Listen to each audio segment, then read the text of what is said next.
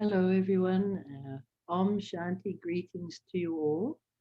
Thank you for coming online with us for this evening's program in our series of practical meditation.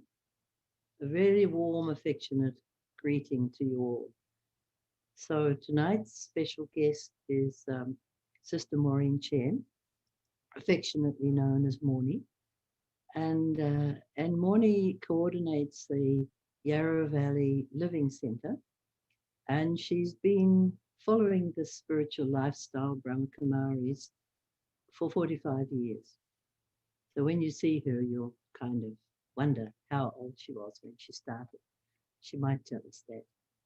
But also, Mornie has lived in Asia for 30 of those 45 years and also has written a book about her experiences.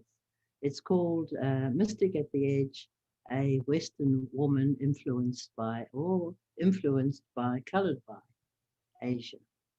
So I hope she'll talk a bit about that also. A very fascinating story of her life and her spiritual journey. So she will talk tonight about soul power, and fascinating because it will bring together a lot of the talks we've had over the last few weeks about the point, what is the point of meditation? What is the point of a spiritual life? How does it really practically help me in my challenges, in my life, and in my seeking happiness these days? So she will unpack that for us a bit tonight. Soul power. And would you like to come in on the screen? As they say, silence is gold. So it's quite hard to come back into this walkie-talkie. But first of all, thank you, Jackie, for the introduction, and thank you for inviting me to share my thoughts on soul power. And in fact, the commentary that we just listened to had so much in it. I mean, when I started on this journey, the idea that everything I need is within myself really made me feel so empowered. Of course, we can't always bring that up when we need it, but that's what we're practicing for, so that we will be able to have all these tools and the power that is intrinsic to who I am available when we need it. So yes, this topic of soul power, and in fact, this is what Raja Yoga is all about. It's about that self-mastery. And the more I've been researching and studying over the last 20 years, because I find it fascinating that now science is doing so much study on the mind and on that inner power, that it's quite wonderful to see the research that's coming out about that. And of course, one thing we also know, we'll talk about that a bit later, but one thing we know, even within the body has everything it needs to regenerate, to rejuvenate, to heal. And the one thing we're all aware of, but possibly not making the most of, is our immune system. So we have this immune system so that if anything happens, we have the cells to go and fight and heal and repair. And I can just imagine how busy this body, not a busy body, but how busy this body is in just keeping everything functioning, keeping myself, my body well. But of course, to be able to free up that immune system, or to keep that immune system functioning, I need to stay calm. Because just now, we can feel it from the meditation. When we're calm, we can feel the body is very light, and it really is a feeling of flow. throughout the body, that that it's all, that everything's moving nicely. But whenever there's stress, we create a blockage. Just as stress actually, really just creates a block. And that's why massage and things like that, it becomes so popular and so necessary, because we're constantly creating, I would say. Sometimes we feel it's beyond our creation, but I'd like to challenge that. And maybe the question answers, you'll have some specific questions about things that I say that you may not agree with, but I really do think that we have the capability to keep ourselves free from stress. But of course, it takes a lot of wisdom. But if we are able to stay in that state of being stress-free, we can let the body get on with its work. It gets rid of waste, it circulates the blood, it's so busy serving us so that we can stay well and stay healthy. And I would say the main thing we need to do to cooperate is to stay calm, which, when Jackie said, sometimes there's a question how practically meditation helps us. But I think there's very few methods actually that can help us to deal with the situations in the world. And I'm just remembering a businessman that I knew in Hong Kong. And, he had a kind of a reason to have stress, because he was doing investment banking, investing his father's millions, actually a lot of money, but he was doing this investment. And because he was quite young, he was quite new to the field, he was losing money. Now, I think that could be a little bit stressful, losing your dad's money in big quantities, I can imagine.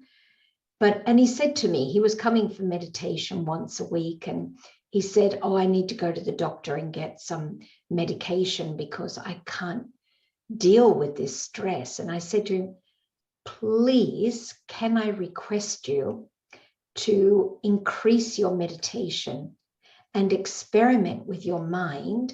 Because we tell people that we can deal with stress through meditation, and I need examples. I mean, people think living in a meditation center, there's absolutely no stress, but life is life. There's a life going on wherever you are. But in particular, it's good to have business people too, because I think the levels of stress maybe can be quite intense. And so I asked him to take up my challenge. So he went to the doctors, he got the medication, but he didn't take it. He took the challenge and he managed the stress with his mind through what he had learned from meditation. I met him many years later, and he had then taken over his father's, multi-million-dollar, quite international business, and he was the problem shooter. And I said to him, how are you managing? How are your stress levels? He said, since that time, I think I really haven't really had stress. That really did help me to learn how to, focus so that I can think through situations and not take on the stress. So here's one example. Another was a doctor who had a very, very stressful situation. But again, he said, I don't get stressed anymore. And that was like he was on call and people would be bleeding to death, the particular, expertise he had, and he had to rush there and save them. And, he was on call, often getting woken up in the night. That's the kind of stress that we can have. And yet still these people have said they've been able to overcome it. But one of the greatest dangers also of this stress, it puts us in a survival mode. And when we're in survival, then all our creativity shuts down. And there's a saying or a quote from Jonathan Larson, actually, in Rent, the theatre company. There's a program called Rent. And he had this quote, and it said, the opposite to war is creativity. So whenever we're in stress, it's almost like we're at war.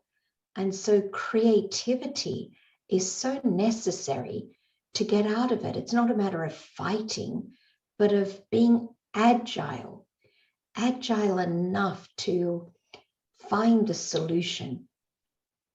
So that's just one area, this whole level of stress. And some of the research, so I mentioned this research.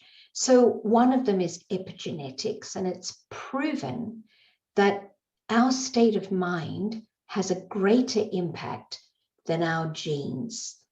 And one particular study was interesting. It was a study of people living with HIV, and the study was about their perception of God.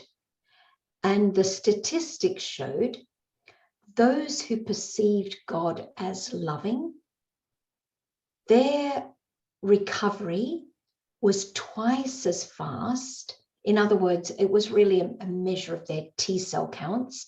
So their recovery, because of that, was twice as fast as those who considered God to be punishing.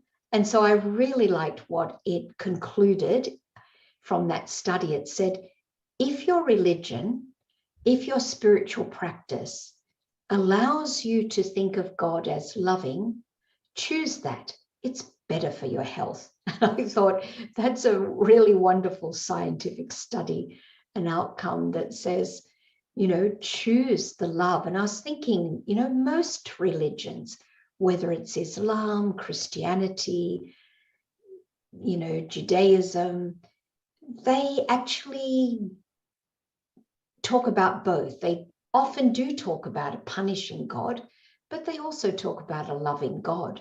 So I think it's a matter of what we focus on and what relationship I personally develop with God. Because when I can see myself through God's eyes, when I can see myself as God sees me, there is so much power, because, really God knows me as I am, what I am, knows my potential, knows my original, powerful, perfect self. And they're pretty big words to use, but for anyone who has studied Raj Yoga, I think you'll be aware that the understanding is that originally we are all pure, peaceful, loving, blissful, joyful beings. And so when I can remember that about myself, then I can shift back into that consciousness. That's part of what we call soul consciousness. Whereas the other side, what we call body consciousness, is operating from all the memories and limitations that I've placed on myself during this lifetime, possibly from others. Another aspect, another thing that was studied was the whole area of altruism. And it was shown through these studies that altruism relieves physical and psychological pain. And it was saying that, it was meditation also is as effective as medication for bringing one out of depression. I'm not suggesting anyone go off any medication, because, everything, in its time. But it's just to say that meditation is really so healing. In fact, the word meditation comes from the word medari, which means to heal. And Sanskrit, the meaning of meditation is to cultivate the soul. So this is what we're talking about. We're talking about cultivating, you know, like a soil that's become, you know, devoid of goodness. You know, we can cultivate soil and bring back its strength. So in the same way, I need to cultivate myself and to bring back the inner strength that is intrinsic to who I am. Because I think all of us, if not today, but even today, I'm sure there's things you would like to see transform in your life. But all of us, you know, really sometimes face very big challenges, and we have to draw on that inner strength that's within us to face it. Because, I mean, our friends and relatives, they can only, you know, do a certain amount to give us company and reassurance, and it does help, but it can't do our work for us. And I know a person who lost his wife recently with cancer and then was diagnosed himself with terminal cancer. And he was sharing that it was actually harder to go through the journey with his wife because he couldn't do her work. But being faced with his own challenge, he felt very determined, inspired. He felt to take the opportunity to learn what he's meant to learn. And he has passed on now, but beautifully and with a very high consciousness. And what he went through, I would say, wasn't wasted, because he not only achieved quite a bit himself, but he also was a great inspiration and teacher for all of us, because we all have to take that journey at some time. So, you know, when we want to bring that change in our lives, again, you know, neuroscience is studying brain waves. And what I find fascinating, there's many things I find fascinating in that, but one particular thing says that we can't really bring that change until we're in a state of creating theta waves. So you may know there's beta, alpha, theta, and delta, and also gamma, which is an interesting one. But it's all about slowing down the thoughts, and the slower the thoughts, the more power in the soul. For example, even in alpha, we can learn much better.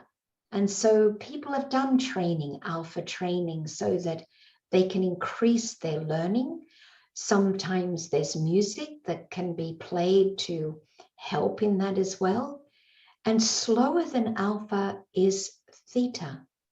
And I found that so interesting because, you know, when we do want to change, sometimes we're very, you know, kind of what I could say gung-ho about it, and we're excited and we think a lot and plan a lot. And then we also sometimes pressurize ourselves a lot, beat ourselves up. All of that is not theta. That's all beta. So when we're in a kind of quieter mindset, we're able to access the subconscious, we're able to meditate more deeply. And it's really in those states that we can bring change. And these are the states of really transcendence. We need to transcend what's around us to really bring the change we need to bring. going back again to the topic, of this soul power, and I think was mentioned in the flyer about determination, and together with determination is often willpower. And what I've seen, from, or what I've read, is that there is a place for determination in achieving something. Like, we have heard of people who have, healed themselves and done, really, I would say, the impossible. And the person that comes to my mind is Joe Dispenza, who's written a very good book on, he experiments a lot through methods of neuroscience. And I'm not sure if you're aware of his story, but he broke his back. And the doctor said he needed 2 steel rods in his back to be able to stand. And, it was pretty frightening. He was a young man, I think just 24. But somehow, and this is, he's similar to my age, I think. And so this was way back, 40 something years ago, when we didn't know much about neuroscience and these processes. But he said to, what did he call him? He called God, the great intelligence. He said to the great intelligence, this is actually a small job for you. Come on. And I really like that. This is a small job. And so he obviously drew on that strength, although he didn't speak about that. But what he did is he was a chiropractor, so he knew the back pretty well. And he just every day, and this was what I found very interesting, and I find with most people who have achieved the impossible, 4 hours every day, he would do this practice. And if his mind wandered, he would start all over again. So there was a determination and a will in what he was doing, but he would imagine himself getting out of bed, getting dressed, brushing his teeth, having a shower. I mean, not in that order, but, going to the car, cleaning, doing all the things that he would do in a day. So he imagined himself doing all of this for 4 hours a day. And can you believe, and of course, if you know a little bit about neuroscience, it's about rewiring, so we can rewire our brain waves with the mind. And that's what we do in meditation. We go into the subconscious and we rewire, because there's a law, that's Hebb's law. It says what fires together wires together. So we've got a lot of things that have fired together, like our teacher or a parent saying, you are like this. So when we think of that, it fires, we kind of have these emotions. So, we bring ourselves lock ourselves into a state. So we need to, when we create thoughts, which we do in meditation, we create a thought, I am a being of peace. So we're actually creating a new neural pathway with this type of thought. I am a being of peace. And it's not just a matter of saying it and thinking it, but we have to feel it. And that's what meditation's about. It's not a belief. We need to experience it. And the more we experience it, the stronger that neural pathway becomes. And it becomes our nature then. It's built into our brain. And so, going back to this determination, so I can see that people use determination to achieve what they achieve, but it's smart determination. It's not that kind of forceful energy. And I love this kind of determination where I'm really clear about how it's working and I can see it happening and I know what I'm doing. I know what's going on. It's not just a kind of a wishing it or something like that. It's very strategic, you might like to say. So there's that part of the inner power that we can draw on. And what I mean is the discipline he had to do it for 4 hours a day and to focus and have that determination. But then also, you know, we need to also let go and accept the outcome. So that's a very interesting balance, because you'd think that if we could accept what is, we're not being determined. But it's very interesting. So what he was doing was this work, and I don't know whether he had that state of acceptance, but what I've read in other work by, you know, Larry Dossey, he does a lot of studies, a doctor who does a lot of studies on this kind of thing, and he put together all the studies that was done on prayer and meditation for someone who was ill. And his research showed that the most effective prayer or meditation, good wishes for someone, is thy will be done. So it wasn't like having that intention, you will get well. And, you know, I mean, we have the good wishes, we have the love for the person, but then we surrender it. And that was what he found from all the research. He took all the research that's already been done and saw what was common to it. And they all worked. All the different prayer and meditation practices worked. But what worked most effectively was thy will be done. So I find that also fascinating and something that we all need to think about, how we can have a determined thought and yet not be attached to the outcome. And somebody asked me, you know, where intention falls in this. So intention's an interesting word, because what is said is that when there's intention, all the small desires fall away. For example, intention is almost like something that's aligned with my destiny. It's something from a deeper part of my being. For example, if someone had the intention, it came in them that they're going to climb Mount Everest. Can you imagine how many desires would have to fall away in order to fulfill that intention? So comfort, safety, you have to raise about $1 million because you've got to take people with you to help carry oxygen tanks and buy all of those. And it's a very expensive exercise. It was $1 million 20, 30 years ago. I don't know how much it is now, but you'd have to put away all other wishes for your life to do this.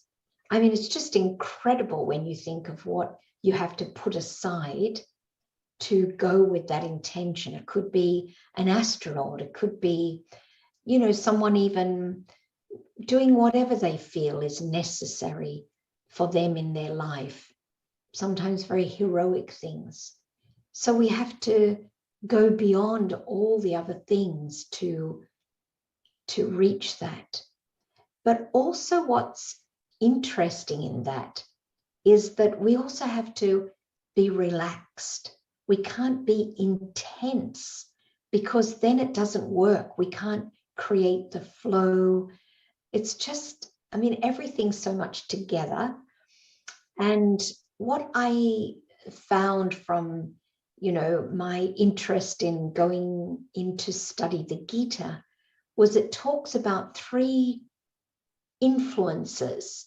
You know, what I could possibly say is that we align ourselves at any one time with either what they call sato, rajo, or tamo. These are the words that are used.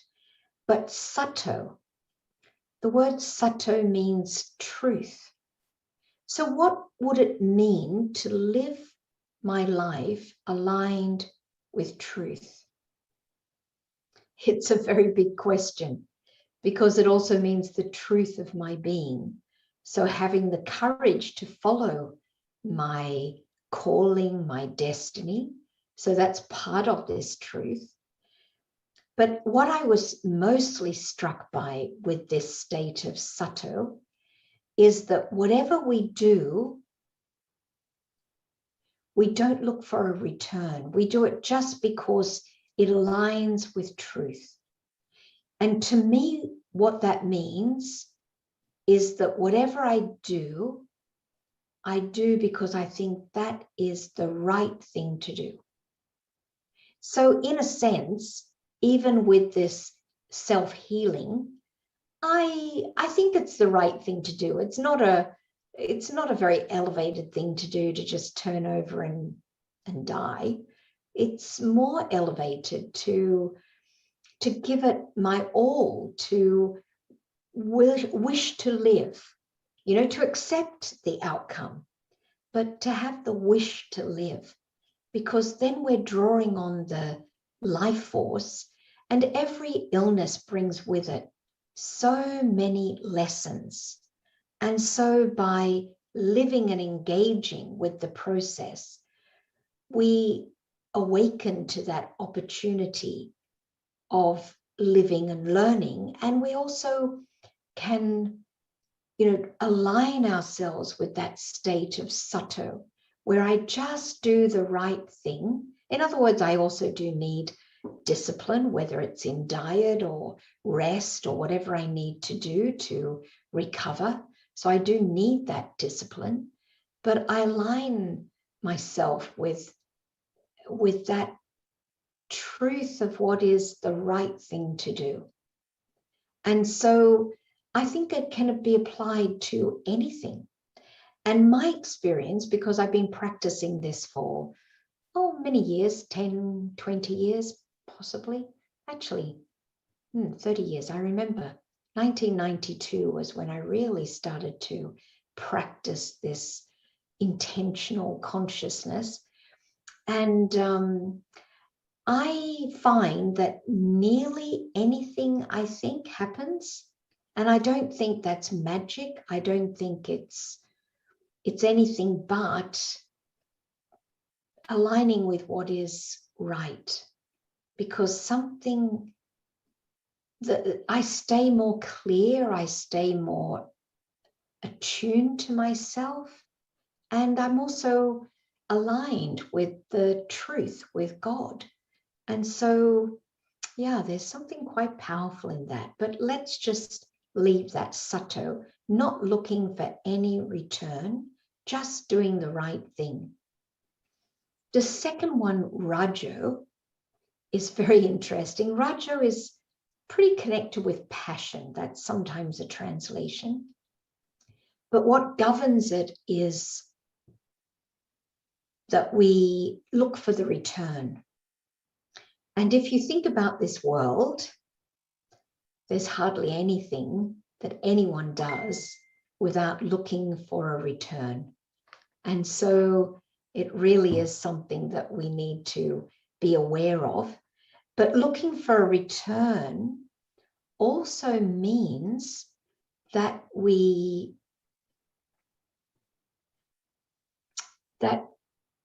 we're looking for that return, even to the point of expectations, I mean, there's hardly anything we do without expecting a return. If I do something good for someone, I kind of have an expectation that they might do something good for me when I need it, or, loving someone. I don't know, even studies, we're very focused on the return, which creates a lot of stress rather than just doing it, doing my best, doing what is right, which is to study and all of those things, but not being fixed on the outcome. So, yeah, very, very interesting how this all works. Tamo is, well, it really is the state where it was said in this translation I read, don't care. And that sounds pretty mild, don't care. But actually it's not mild. You know, the fact that people can maim others, torture others, psychologically abuse and brutalize, and all the things that we know are going on, and that we can do this without caring. I mean, how come we don't care that the other soul is suffering? And I think many of us often have that question. You know, they're human like me. How can they inflict such suffering? And don't they care? Because they're human. So what actually is behind this is really like the soul is dead. The fact that I can do all of this, it's like my soul is dead, because the soul is a being of love and peace and, you know, all things good. So if I'm going along this track, it's like I'm dead. And what was interesting, the return of Sato is all things good, as you can imagine. The return of Rajo is suffering. But the return of Tamo, what's worse than suffering? Ignorance. Ignorance is the return of suffering. And think about that. You know, if we're ignorant, it's almost like the soul's dead. So, you know, it's why people call this world at this time a world of darkness, that people need to come into the light. That's what this meditation is all about. And so, yeah, intention really needs to be very clear, but thy will be done. And, you know, counterbalanced also with that determination and will is also the whole area of grace. Because there are times without any effort, we experience grace. We just get that help when we need it. And it seems to be quite out of the blue, or some people would call it luck. But as someone said, no, we need to deposit in our grace account. And I love that idea, that when we deposit in our grace account, then we have some credits there. We have accumulated some grace. And I find that fascinating. So I think aligning with Sato really helps us to accumulate in that account of grace. So, you know, these are some of the thoughts on that soul power and how to empower ourselves so that we can bring the change and achieve what we need to achieve what would even be called impossible. And I don't believe anything is impossible, because I've heard of too many things. I've seen a few things myself, but not maybe as big as what I've heard of and read about. But really, we can achieve the impossible when we are aligned with that state of Sato. So maybe just to pause here and see if you have any questions. And hello, Jackie. Jackie's back on. Thanks, Maureen. That's very, I think, enlightening and lively wisdom you've shared with us. I'll open the chat session, so invite any of you who've been listening to share your thoughts. There's something that I was thinking when you talked about God's love, something that Janky Daddy, one of our senior teachers, and some of you may have met when she was here, she said that it anchors me into something that's eternal, into what's eternal. And in that sense, it gives me the power to remain, and she would use the word elevated, and with a good feeling for self, I suppose. How would you translate elevated? It allows me to remain in that state, that elevated state of personal self-respect when dealing with challenges. So it anchors me to something that's eternal. Do you want to make a comment on that? Yes, very much, because, that's the alignment, isn't it? Because, you know, God is not a thing.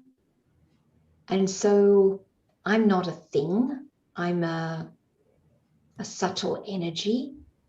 So when I can take myself beyond the material, because the material's not eternal. So when I can take myself in consciousness beyond the material, I can connect with the eternal. And what that means to me, how it translates to me, is the one that's unchanging. And that brings so much stability, because everything in this world is changing. My relationships, my bank account, whatever's going on outside, it's changing. So if I've got somewhere where I can take my mind that's unchanging, it's so stabilizing. And that itself brings a lot of power, because, when we're talking about these brain waves and bring ourselves down into theta to delta, I can only do that if I can still my mind. So if we're thinking about all the things of the world, there's no stillness. But if I can focus on the unchanging, the eternal, the constant, it is so empowering. One of the other things also, I like this reference to aligning yourself.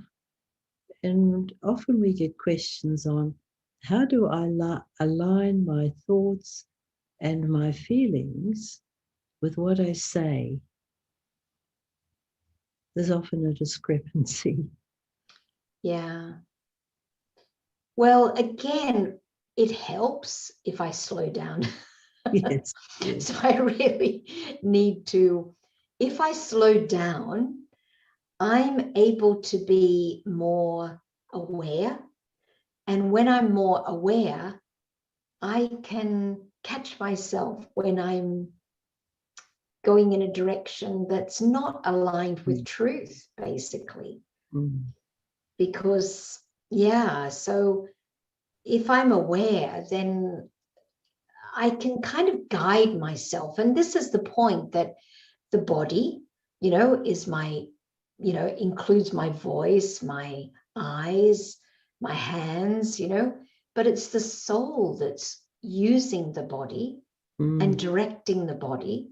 And so the more I'm soul conscious, the more I can direct what's going on. But, if we lose that soul consciousness, we come into a state of reaction. Yeah. And this is where we're not ourselves, we're just acting out, we're just a reaction. So we're not acting, we're reacting. Yeah. And so this is where, we don't find that alignment with our thoughts, words, and actions. Yeah. It does call for some self-respect. And I personally know how meditation helps to stabilize your mind in a feeling of self-respect, which actually brings a sense of humility with it, because there's no neediness. But that acceptance of self, when we're talking about miracles where people have had that determination. Do you remember Neville Hodgkinson's book, Will to Be Well? Yeah. He talks about one person who'd been told he'd never walk again, and he hired for himself a whole lot of funny movies. In those days, it might have been Laurel and Hardy, but there were many, and laughed himself into walking again, to completely, radically change his thought pattern. But the other thing I was thinking about that too is, there's a need for an acceptance of self, where you are, what your past has been, let it all go. And that why thy will be done seems to me to have an acceptance of self that goes with it. Do you want to Yeah. comment on that? Oh, Acceptance that's of very self. nice, Jackie. It's a lovely thing that you've brought up. I haven't really thought of that. The self-acceptance in thy will be done. Yeah, it's very beautiful. But really, yeah, it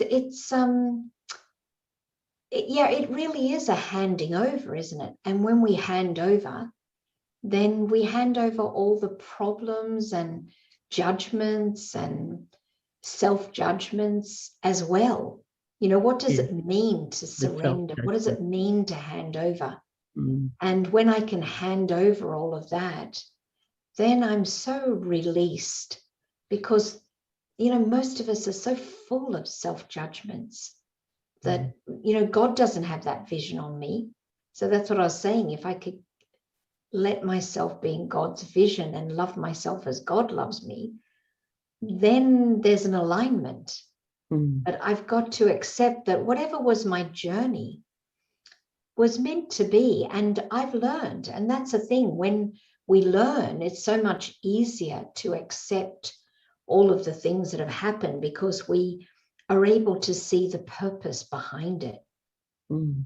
Like there's so many stories of people, being deeply involved in a drug addiction, for example, and recovering and helping others. And, there's just story after story of people and how they reach actually a blissful state almost by being able to turn it around. That's been interesting. What I've seen too is often the lower people have been, the higher they go.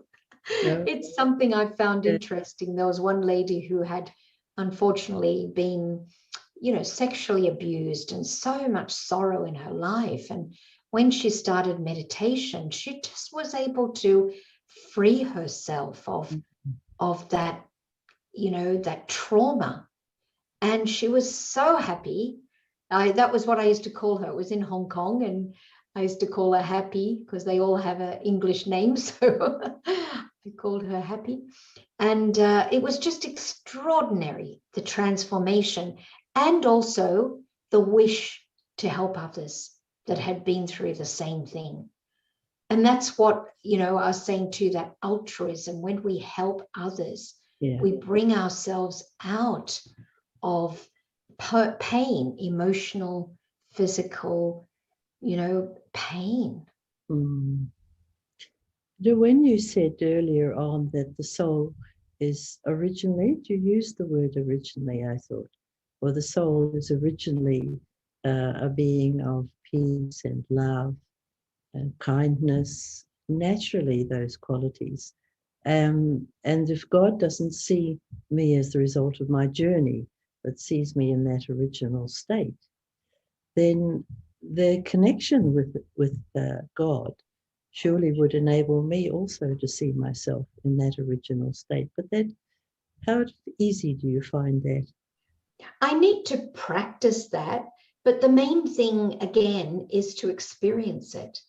Mm-hmm. Because when I experience it, as I said, that neural pathway becomes very Yeah. strong, and it's there. And I Mm. remember experiencing it quite early on in my meditation practice. And when I'd start having self-doubt and, beating myself up because I'd made a mistake, it was interesting because I'd say, what am I doing? Because this is not who I am. So what? I made a mistake. So what? It's Mm. not who I am. But I had a habit, you see? We have a habit of doing that.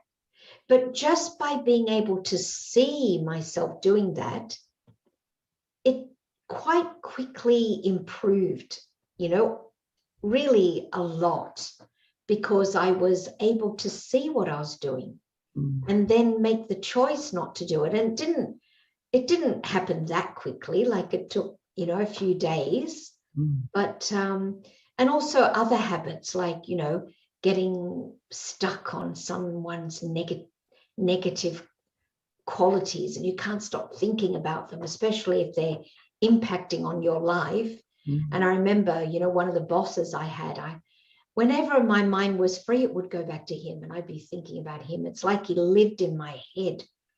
And I just made so much effort to remove him from my head. But what the result was is once I could remove, and it was funny because when I stopped thinking about him, I thought, oh, he's really gone. He's not coming back again. Because it was like, and from then I haven't got so stuck with people. So it's like, that's what I love about this work, that it's progressive. You know, you don't have to go back. I like somebody said, after Monday comes Tuesday. You can never go back to Sunday. And if you are making a mistake, you just go back into the knowledge, into the awareness, into what you know, to go forward. And when you go back into what you know, you are going forward because you've also learned. And so you don't go back ever to what you were. Not really. You might feel like you have, but not really. Yeah.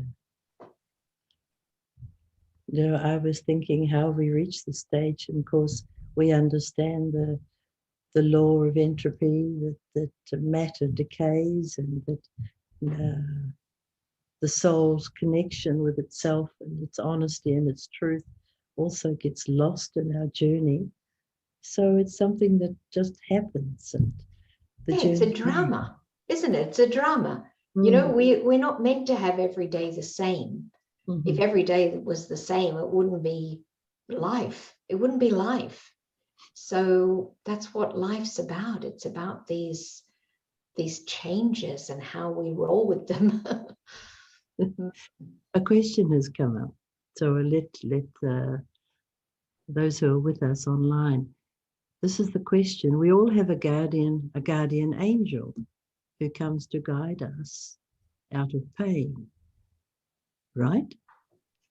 But we need to get aligned. Is that right? Yes. Yeah, well, perhaps for whoever's written the question, it's a guardian angel. For me, it's the light, it's the eternal. I don't feel a need for anyone else in my life. It's been a very happy relationship, and I haven't really felt the need to look for another. But you know, for you, for the person who wrote it, you know, that is your connection with something higher.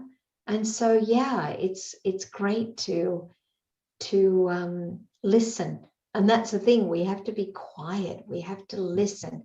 We need meditation to get that stillness, so that we even listen to the guardian angels. So Maureen, having known you for quite a few years, I know you've had a very adventurous life. You've a lot of courage that's taken up the opportunities that have come to you. What about telling us a bit about your book? Why Mystic at the Edge? Edge of? Well, to me, what a mystic is someone who experiments, who experiences.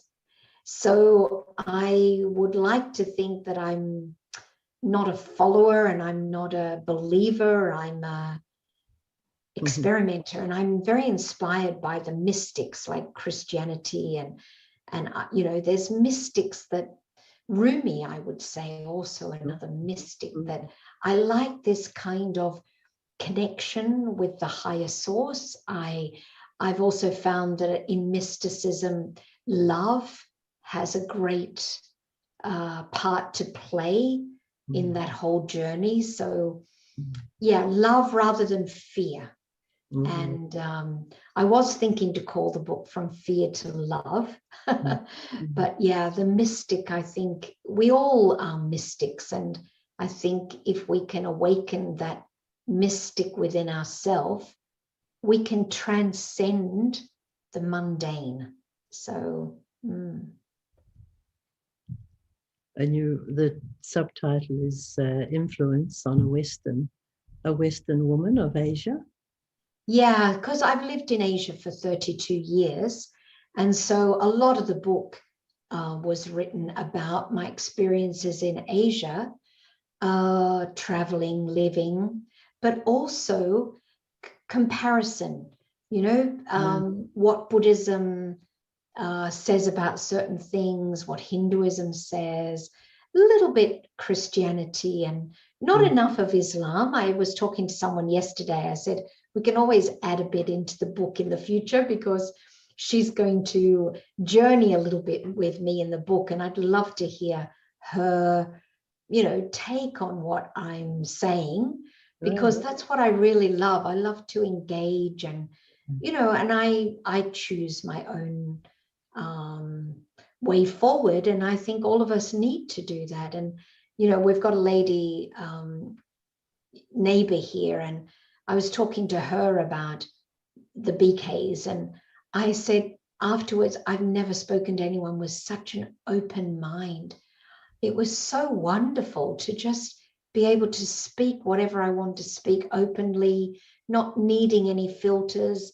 And the feeling is she won't take offense. She won't feel anything's being pushed on her. She'll make her own decisions. Oh, wow. And she's over 90. So to have such a clear, open mind, it was just inspirational. So yeah, it's a book written to get people to think. In fact, I'm very happy if people don't agree with what I'm saying, because at least there's thinking. And I'd love to hear from people that don't agree, because I love hearing different perspectives. And maybe I'll shift, who knows, but let me hear it and then I'll see. Oh gosh. So you're collecting the beginnings of the second book? Possibly. So just bring yourself to the center of your forehead. Just imagine yourself as a tiny point of life energy,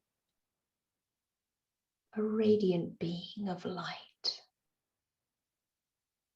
similar to what you see in front of you in this picture.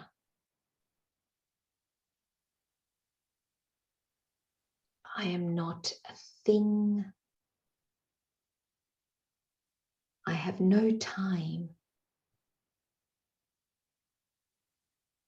And originally not even a body. So I take my thoughts away from things, people, and time.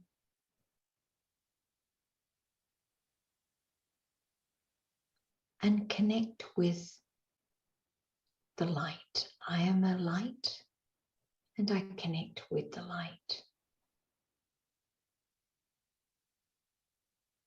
And bring an intention to your mind. Just place that intention at the forefront of your mind.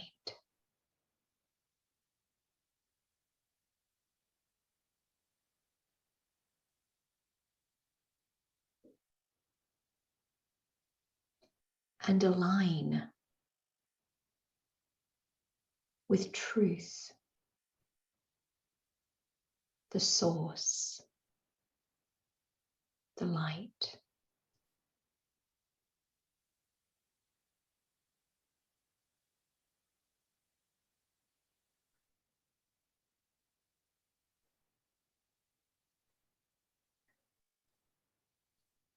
And let the love for yourself match the Supreme's love for you.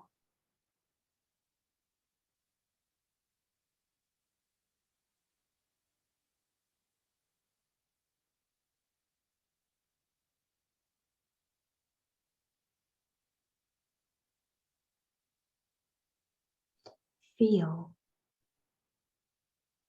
the love melting away any doubts that may be between you and the outcome.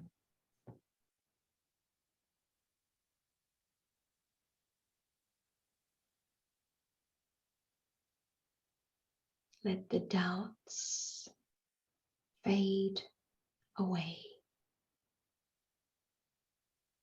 Let the fear fade away.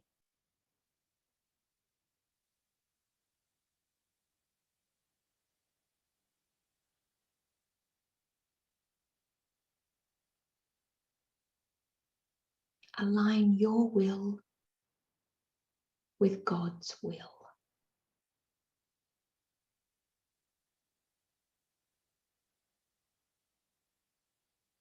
Thy will be done.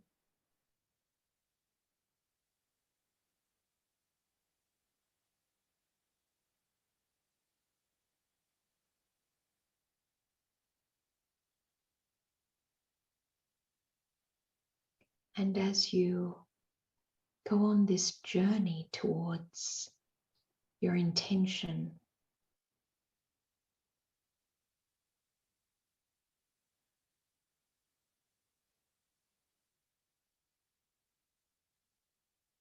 stay awake, aware,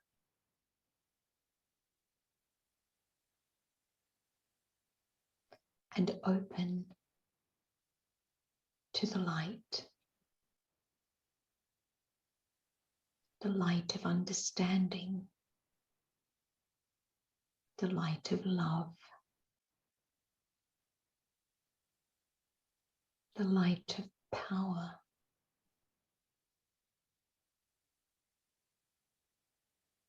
the light of peace.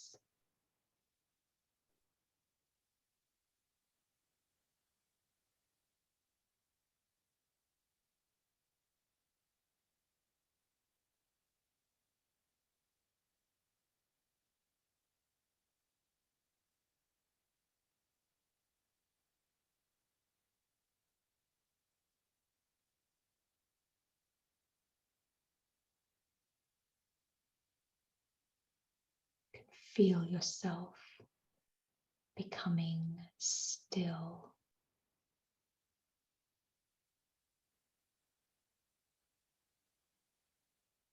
clear, light.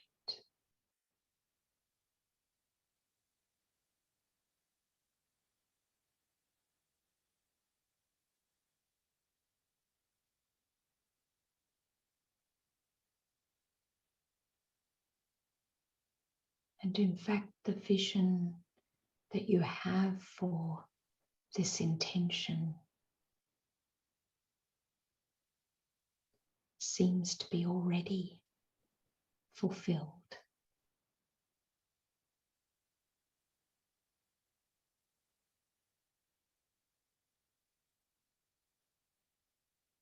I shift into the state of fulfillment of this intention.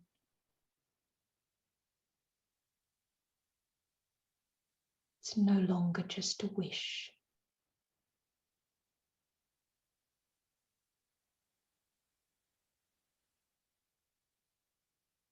It has manifested already in my consciousness, in my awareness.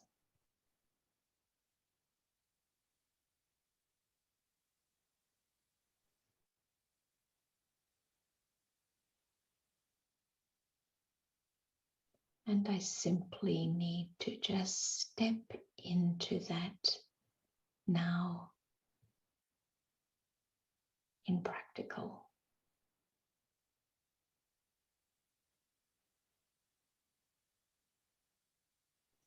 Keep bringing yourself back into this alignment, into the ease, into the faith and belief.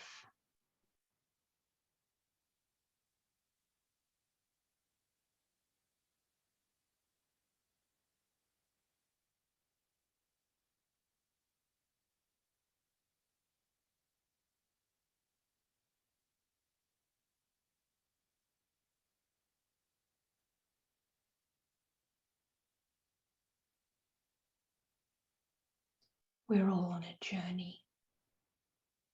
We just need the courage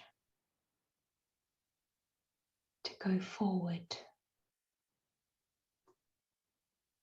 in what we really believe in.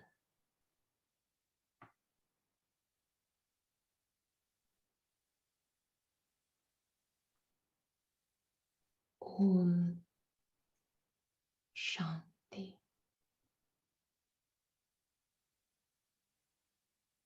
Question that's here. How do we deal with people who conflict with us? Perhaps we can pick this up next week. Yes. Common confusion. Yeah. Yeah, but just briefly try not to engage too much. I mean, it's good to have good, clear communication if possible, but if not, send good wishes. If you can't communicate, keep sending good wishes and bathe that person in light. Yes, because your attitude will make a lot of difference. Huh? Yeah, light and love. See them as God sees them. That can be challenging, but very insightful. Because every soul by nature, you've got to remember that it's not just me that's by nature peaceful, loving, happy. Every soul is. They're just all the behaviors that people have adopted is all survival. They're doing the best they can. So mercy helps a lot for ourselves and others. We're all doing the best we can. And this attitude towards others is what we'd call good wishes, and it has such a powerful effect on the self. Actually, in the process, we benefit ourselves. Yeah. Thanks everyone for coming on. Question that's here. How do we deal with people who conflict with us? Perhaps we can pick this up next week. Yes. Common confusion. Yeah.